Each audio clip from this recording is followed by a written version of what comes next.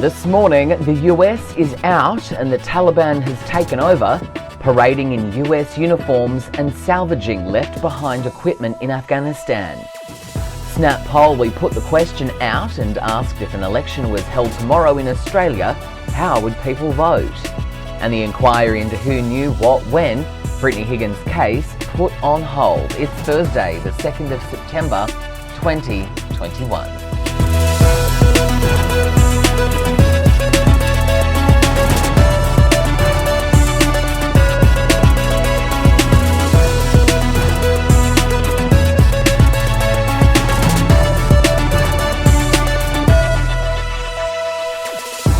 Good morning, and on a show where my hair's getting a little bit long thanks to lockdown. Welcome to Press Gallery. Also this morning, Gladys Berejiklian has snubbed mayors across Sydney's hotspot areas, declining to meet with them. We'll take a look.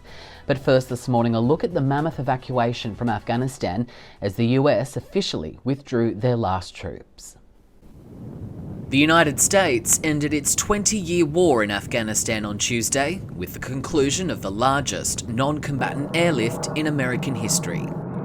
I'm here to announce the completion of our withdrawal from Afghanistan and the end of the military mission.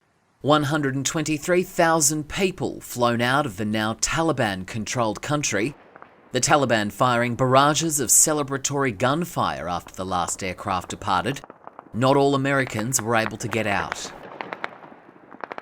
Citizens that were not brought out number in the low, very low hundreds. I believe that we're going to be able to get those people out. Afghanistan handed back to the very same Islamic fundamentalists the United States drove from power just weeks after 9/11. A generation of Afghans raised with expectations of freedom and fundamental rights under an umbrella of American protection. It all ended on Tuesday though, ISIS taking parting shots, hoping to edge their dark name in history, firing rockets at the airport to no effect. The US firing back, the military says, against an ISIS car bomb. Afghans say 10 civilians were killed. A war once called Enduring Freedom, proving to be neither enduring or leaving a legacy of freedom. Foreigners still in Kabul are being advised to lay low and shelter in place, as diplomatic efforts will continue to evacuate them through the civilian airport when it reopens. The Taliban were in full control of Kabul's international airport on Tuesday.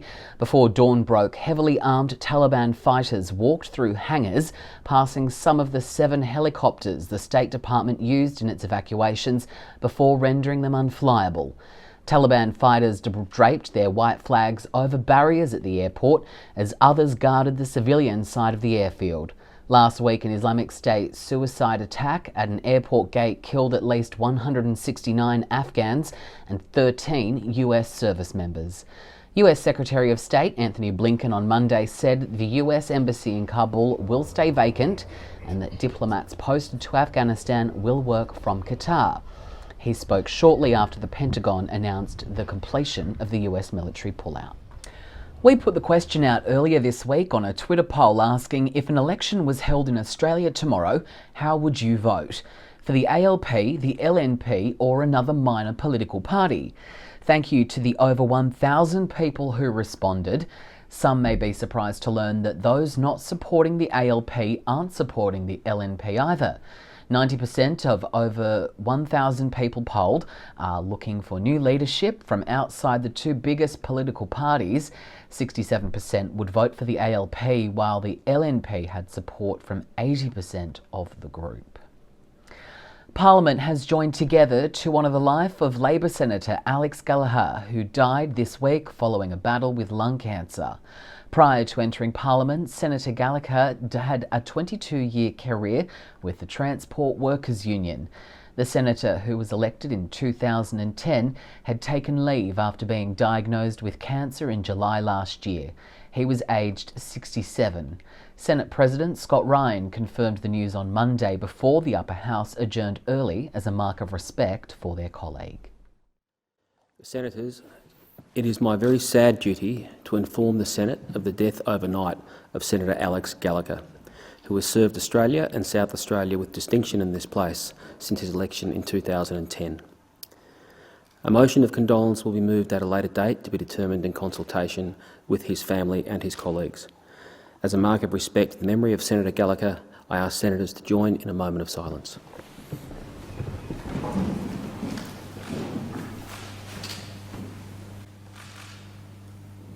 An investigation into who in Prime Minister Scott Morrison's office knew about former staffer Brittany Higgins' allegations of rape by a colleague has been put back on hold until a criminal trial into the matter has ended.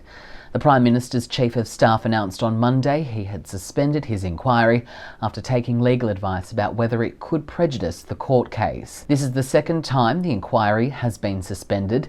Since the matter was made public, a 26-year-old man was recently charged by police over an alleged assault. The Prime Minister insisted he first learned of the allegation when the story broke. Ms Higgins said a handful of his staff had been aware long before that.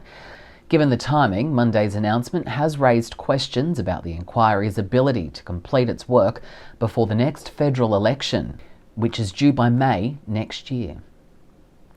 And at 6 News, we want to hear what you have to say. You can join the conversation on Twitter using hashtag 6NewsAU.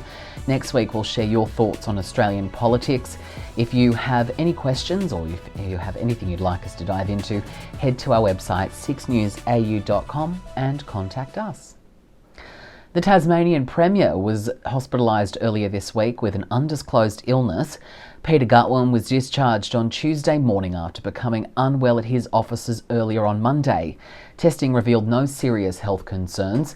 Mr Gutwein will take leave for the rest of the week. Meanwhile, Acting Premier Jeremy Rockliff is working to pass the government's state budget. New South Wales Premier Gladys Berejiklian has announced more than 1,100 new cases yesterday, with numbers within the same range expected to be announced shortly this morning. Further, the Premier refused to answer direct questions and inform the public of what they may expect when they consider a best and worst case scenario. The Premier confirmed on Sunrise yesterday that October is the month New South Wales will enjoy their restricted freedoms when double vaccination rates reach 70 and 80%. Your first goal is 70%, which is set for the 18th of October on the current jab rates. Oh, look, at 70%, if you are double vaccinated, expect to do everything that you miss doing. Yeah. At Christmas time, I can have Christmas with my Sydney family, that my WA family will be welcome home for Christmas, and my daughter in London can come back for Christmas without quarantining. Well, if every state premier at 80%. Sticks with what if every state premier sticks to what we've all agreed to. Well, last week we spoke to climate activist Daniel Bleakley about the IPCC report and whether the major parties have failed Australia at tackling the issue of climate change. But one key element we didn't bring up was how mainstream media outlets have covered the issue and whether they've been covering it fairly or accurately.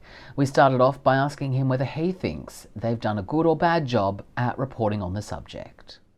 The mainstream media has been completely woeful in their coverage of the climate crisis. When you dig a little deeper, you start to understand why. You've got commercial television channels like Channel 7, which is owned by Kerry Stokes, and Stokes owns a string of oil and gas plants. So Channel 7 is owned by Seven Group Holdings, and Seven Group Holdings owns the West Australian newspaper, but it also owns 3 or 4 gas and oil plants. So Channel 7 is completely conflicted in their reporting of the climate crisis because their parent company makes profits from the sale of oil and gas. So that's why you never see Koshi on Sunrise talking about climate change. So Channel 7's conflicted. All commercial television is conflicted because they all derive revenue from advertising of polluting vehicles. So legacy automotive companies like Ford and GM and Volkswagen, I think what we're seeing is a transition from traditional mainstream media to more social media. More people are getting their news from YouTube, and there's more this self-curation going on where, you know, if someone does post something on YouTube, there'll be comments and people will be able to call out infactual information. This whole global warming thing is a total fairy tale. Many are saying, Facebook is full of this, that the storms are proof of global warming, never mind their lectures that weather is not climate, when it's cold or snowy. They say Right. man-made climate change is real, and we don't know how much man did.